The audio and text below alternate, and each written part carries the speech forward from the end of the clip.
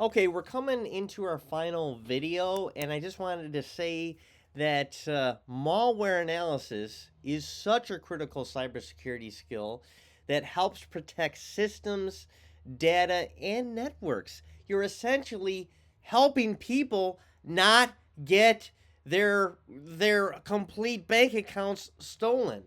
So by understanding malware types, analysis techniques, and detection methods, you as an analysis can respond effectively to cyber threats and adapt as attacks become more sophisticated. And one aspect of cybersecurity attacks is the idea of persistence. They want to they want you to download their software that is not obvious, and it will just sit on your host, and just silently and slowly collect data over time. So there are several key principles that analysis can follow to ensure maximum and optimized protection and effective engagement. Number one, don't get lost in the details. Focus on important behaviors and not every single line of code. Number two, use multiple tools. No one single tool works for all malware. Change approaches if you're stuck. So look at the malware from different angles. Expect constant change because malware creators adapt to avoid detection. So analysts must keep learning. And one of the biggest vulnerabilities out there is you walk into Micro Center and everything you need to do anything to anyone, they sell there. And it's not necessarily in books, they sell all the hardware and everything, all the tools you need, all the IDEs are freely available. And remember, malware analysis is an ongoing cat and mouse game between attackers and defenders, like that Netflix story that I was telling you before.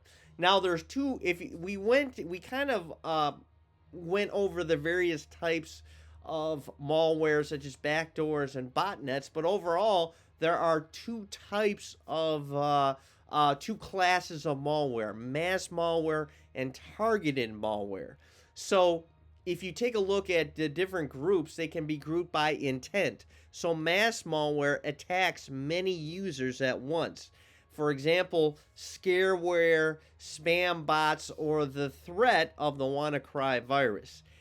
It's easier to detect and defend against because their definitions hopefully have been long established by the Symantec lab or this Kaspersky lab, and then they can cascade all of their definitions to other maybe smaller known, not maybe not smaller known, but from a market share perspective, those smaller players, such as Avira and those truly free ones, and not even like Symantec and Kaspersky, they have a free trial series, a free trial period, but there are ones like Avira which are truly free. Now that's mass malware. Targeted malware is custom built for a specific organization. So if you don't want to build it, you can also go to the dark web and purchase it. It is rare and difficult to detect because in order for the Symantec and the Kaspersky to detect and locate your virus definition, it has to be in their database. And if it's so rare that it's not even in Kaspersky's database, it is basically a 0-day exploit, and you're kind of messed up. It's very sophisticated and requires advanced analytical skills.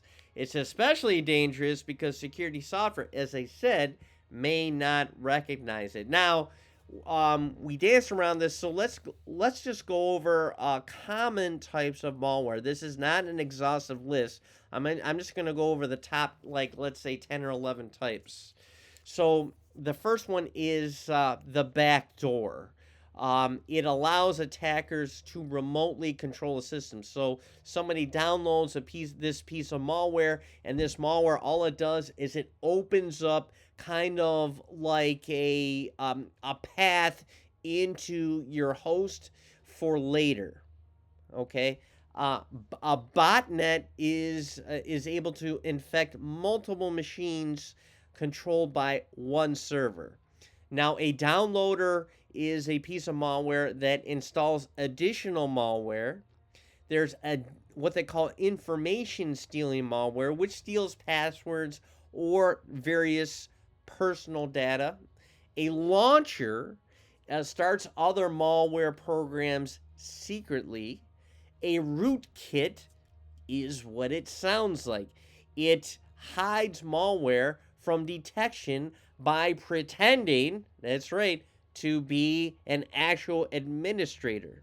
Or it pretends that it was installed by somebody that actually had root access. Scareware tricks users into paying for fake security software. Spam malware sends spam using the victim's computer, and that's a favorite.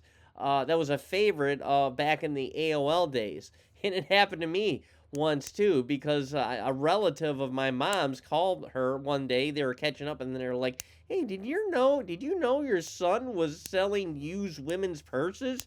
And my mom's like, "Oh, what? I don't think he does that. He works 80 hours a week for his dad, and he teaches too.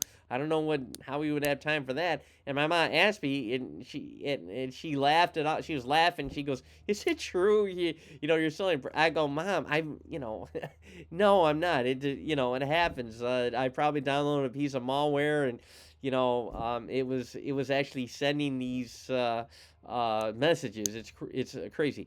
And then, of course, worms and viruses are malwares that spread themselves to other systems.